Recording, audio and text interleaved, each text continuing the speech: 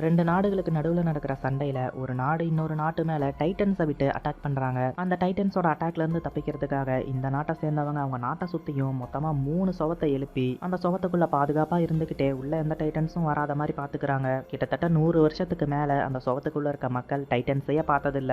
ஆனா எதிர்பாராத விதமா திடீர்னு ஒரு நாள் ஒரு பெரிய டைட்டன் வந்து அந்த செவத்தையும் உடைச்சிடவும் அந்த வழியா உள்ள புகுந்த டைட்டன்ஸும் நிறைய மக்களை கொடூரமா கொன்னு குவிக்கிறாங்க. இந்த அட்டாக்ல தன்னோட அம்மாவை இழந்த ஹீரோ எரன் அந்த எல்லா டைட்டன்ஸையும் அதை அனுப்பினவங்களையும் மொத்தமா நானே கொல்லுவேன் அப்படின்னு சொல்லி சபதம் எடுக்கிறான். இந்த சின்ன பையன் அவ்வளவு பெரிய அரக்கங்களையும் அந்த நாட்டையும் எப்படி அழிக்கிறாங்கிறத சொல்ற கதை தான் அட்டாக் ஆன் டைட்டன். இந்த எபிசோட் ஸ்டார்டிங்ல சுவத்தை விட்டு வெளியே போன ஆர்மியை சேர்ந்த ஒரு ஸ்குவாட் ஒரு டைட்டனோட சண்டை போட்டுட்டு இருக்காங்க. அங்க என்ன நடந்தது, அவங்க தோத்தாங்களா ஜெயிச்சாங்களான்னு கூட தெரியல. அப்படியே இன்னொரு பக்கம் அழகான பூக்கள் இருக்கிற இடத்துல ரத்தம் எல்லாம் தெரிக்குது. அப்புறம் ஒரு டைட்டனோட கை ஒரு மனுஷனை தூக்குற மாதிரி காட்டுறாங்க. சடனா ஒரு சின்ன பையன் தூக்கத்துல இருந்து முழிச்சு திருதுன்னு முழிக்க பக்கத்துல வந்து ஒரு சின்ன பொண்ணு என்னாச்சு எரன், ஏதாவது கெட்ட கனவு கண்டையான்னு சொல்லி கேக்குறா. இந்த சின்ன பையன் தான் இந்த சீரீஸோட ஹீரோ எரன். பக்கத்துல இருக்கிறது ஹீரோயின் மிகாசா. 2 பேரும் விறகுகளை எடுக்கிறதுக்காக இந்த இடத்துக்கு வந்திருப்பாங்க. அப்பதான் எரனுக்கு அந்த கெட்ட கனவு வந்திருக்கும். அப்படியே வீட்டுக்கு போயிட்டு இருக்க வழியில எரன் மிகாசா கிட்ட நான் தூக்கத்துல அப்படி அழுததை பத்தி வீட்டுல யார்கிட்டையும் சொல்லிடாதுன்னு சொல்ல மிகாசாவும் இல்ல நான் அங்கிள் கிட்ட கண்டிப்பா சொல்லுவேன் அப்படின்னு சொல்றா. அப்படி பேசிட்டு போயிட்டு இருக்கும் போதே அந்த இடத்துல ஒரு போலீஸ்காரன் வந்து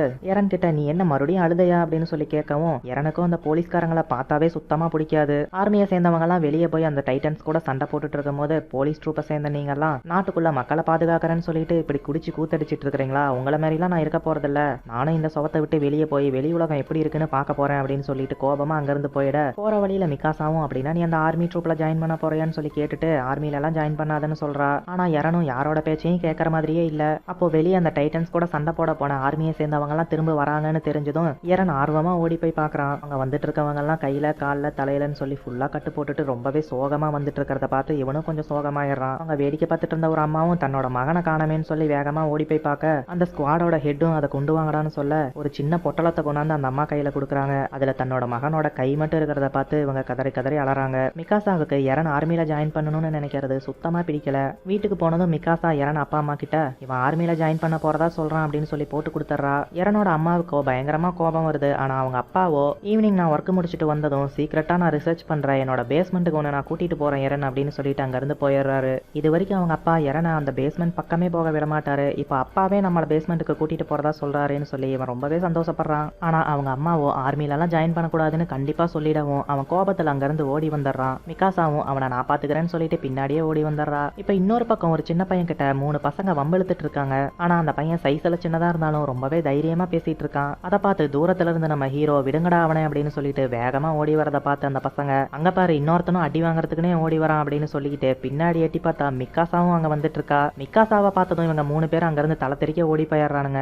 எரனும் பக்கத்துல வந்ததும் அந்த பயம் இருக்கணும், என்னை பார்த்து பயந்து ஓடுறாங்க பாரு அப்படின்னு சொல்ல பக்கத்துல இருந்த அந்த சின்ன பையன் உன்னை பார்த்து யாரு பயந்து ஓடுனா, பின்னாடி பாரு மிகாசா நிக்கிறா அவளை பார்த்து பயந்து ஓடுறானுங்க அப்படின்னு சொல்றான். எரனும் சரி பரவாயில்ல விடு ஆர்மின் அப்படின்னு சொல்லிட்டு அவனுக்கு ஹெல்ப் பண்றான். இந்த பையனோட பேரு ஆர்மின். இவங்க 3 பேரும் தான் இந்த சீரீஸோட ஹீரோஸ். அப்படியே ஒரு குளத்துக்கு பக்கத்துல உட்காந்து அவனுங்க எதுக்குடா அவனை அடிச்சாங்கன்னு சொல்லி எரன் கேட்க அது ஒண்ணும் இல்ல, ஒரு நாள் நான் இந்த மதில் சுவத்தை விட்டு வெளியே போவேன் அப்படின்னு சொன்னேன். அதை கேட்டதும் அவனுங்க என்ன பார்த்து சிரிச்சுட்டு என்கிட்ட சண்டைக்கு வந்தானுங்க அப்படின்னு சொன்னதை கேட்டதும் எரன் கோபமா ஒரு கல்லை தூக்கி குளத்துக்குள்ள போட்டுட்டு அந்த மதில் சுவத்துக்கு வெளியே அப்படி என்னதான் இருக்கு, ஏன் நம்ம வெளியே போகணும்னு சொன்னாலே எல்லாரும் நம்ம கிட்ட பிரச்சனை பண்றாங்கன்னு சொல்லி கேட்கவும் ஆர்மின் அதுக்கு அந்த மதில் சுவத்துக்கு வெளியே பெரிய பெரிய டைட்டன்ஸ் இருக்கிறதா சொல்றாங்க. கடந்த 100 வருஷமா அந்த டைட்டன்ஸும் அந்த சுவத்தை தாண்டி உள்ளேயும் வந்ததில்ல, நம்ம அந்த சுவத்தை விட்டு வெளியே போனோம்னா கண்டிப்பா செத்து போயிடுவோம்னு சொல்லிதான் எல்லாரும் நம்மள மிரட்டுறாங்க அப்படின்னு சொல்றான். இப்படி இவங்க பேசிட்டு இருக்கும் போது திடீர்னு ஒரு இடி சத்தம் கேக்குது. மக்கள் எல்லாம் என்னத்தை தான் அவ்வளவு ஆச்சரியமா பார்த்துட்டு இருக்காங்கன்னு சொல்லி இவங்களும் போய் பார்த்தா அவ்வளோ பெரிய சுவத்துக்கு மேல ஒரு கை தெரியுது. அந்த கையை வச்சு அந்த டைட்டன் இப்போ மேல எந்திரிச்சு நின்று அதோட கால் முட்டியால ஓங்கி செவுத்த உதைக்கவும் அந்த மதில் சுவர் உடஞ்சி நிறைய டைட்டன்ஸ் இப்ப உள்ள வந்துடுறாங்க. சுவத்துக்கு பக்கத்துல இருந்த நிறைய வீடுங்க மேல அந்த பாறையெல்லாம் போய் விழவும் எரனும் மிகாசாவும் நம்ம வீடு அங்கதானே இருக்கு, அம்மாவுக்கு என்னாச்சுன்னு சொல்லி வேகமா ஓடி போய் பாக்குறாங்க. அங்க அவங்க அம்மா அந்த இடிபாடுகளுக்கு நடுவுல சிக்கிட்டு மயங்கி கிடக்குறாங்க.